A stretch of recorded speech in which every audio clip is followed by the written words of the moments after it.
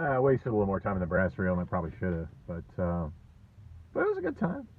Made a couple friends and talked to a bartender that oddly I didn't know, and I guess he's been there like 30 years, which is weird because this has been a breakfast spot for me since the early 90s in my cab driver days. Um, anyway, good news. Drew is back to hosting here. I mean, not good news for me getting a gig, but good news for Drew and me being able to come and sing with Drew. Drew is back to hosting here, so yeah, Old Brass Rail. Um, Thursdays and Saturdays starting at 8. Check out Drew. He's one of the best karaoke hosts in the valley. Um, not the greatest music selection, but he's got music, and it's not his. So like, it's he's not the one who does the music. Unlike me, he's not the one that does the music library. He just brings the party and runs the sound and does a phenomenal job at that. And I haven't seen him since before the pandemic, so very much looking forward to seeing Drew on Thursday. Um, anyway, yeah. So that's what's up here. As I said in the last vlog, I wouldn't do anything to take this gig away from Drew. So I'm rolling a. It's a little spot downtown. It's kind of a gay bar, but I can never pronounce I don't think I'm pronouncing the name right, but I think it's Sazerac.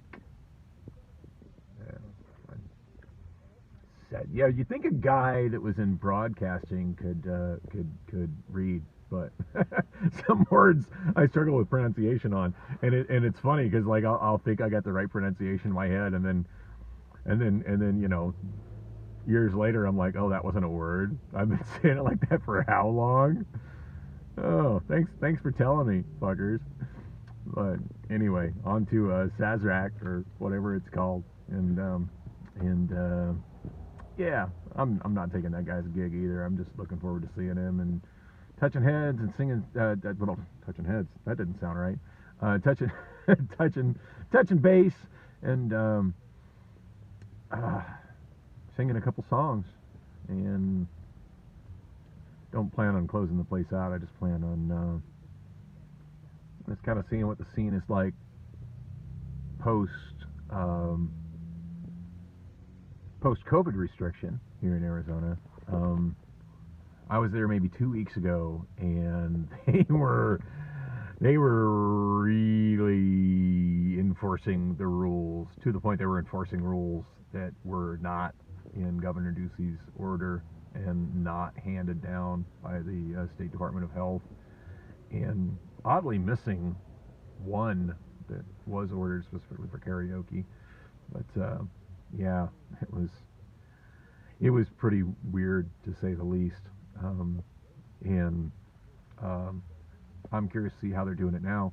I did see a clip on one of the local news channels. I want to say Channel 12, but I'm not 100% certain. But one of the local news channels had a YouTube article clip talking about Arizona lifting COVID restrictions, and of all the random people to interview, they interviewed the owner of Sazerac. Probably saying it wrong, but they interviewed the owner of that bar. I'm like, oh, I own that bar. I was at that bar a couple days ago, and he said that they were going to lift the mask mandate, but of course there was nothing mentioned about anything else. So anyway, gonna go down, say it on my friend that whose name I forget because I suck like that. But I went to his new show over at Newtown Saloon, and that was a good time. So I told him I'd try to catch his next show at Sazerac. Since the actually I don't think either of us had got the memo, even though it happened on Thursday afternoon, last Thursday night. I don't think either of us had got the memo that Governor Ducey had lifted COVID restrictions for bars. So we're still all masked up, but I did tell him I was going to try and make it to a show on Monday, so that's where I'm going. Need to quit wasting time on this vlog. Maybe there'll be another one later tonight.